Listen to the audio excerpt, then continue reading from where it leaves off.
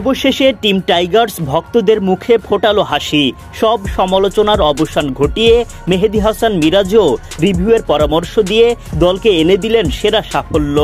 বোলিংয়ে ফ্যান্টাস্টিক শরীফুল ইসলাম, লেগি Rishad Hossain wow, run দেয়ায় কিপ্টে মুস্তাফিজুর রহমান, মোহাম্মদ সাইফুদ্দিন সুযোগ কাজে লাগালেন শতভাগ। মারকুটে ব্যাটিংয়ের পর ক্যাচ আর রান আউটে শামীম পাটোয়ারি করলেন ভক্তদের হৃদয় জয়। তার আগে লিটন, হৃদয়, শামীমদের ব্যাটিং ঝলক।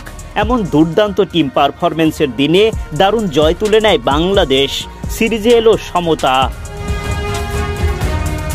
বাংলাদেশের করা ১৭৭ রানের জবাবে ব্যাট করতে নেমে টাইগার বোলার ও ফিল্ডারদের তোপের মুখে পড়েন লঙ্কান ব্যাটাররা। দ্বিতীয় ওভারের পঞ্চম বলে পয়েন্ট অঞ্চল থেকে সরাসরি থ্রোতে কুশল মেন্ডিসকে রান আউট করেন শামীম পাটোয়ারি। উল্লাসে ফেটে পড়েন তিনি।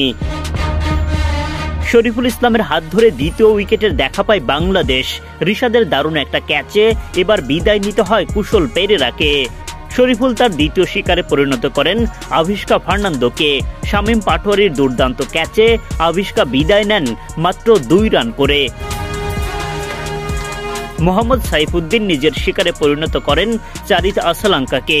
নিশ্চিত ক্যাচ হওয়ার পরও আম্পায়ার নট আউটের সিদ্ধান্ত দেন।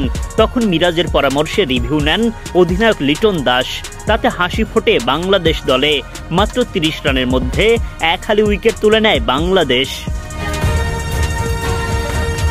এরপর রিশাদের এক ওভারে জোড়া আঘাত। নিশাঙ্কার পর ফেরান করুণারত্নেকে।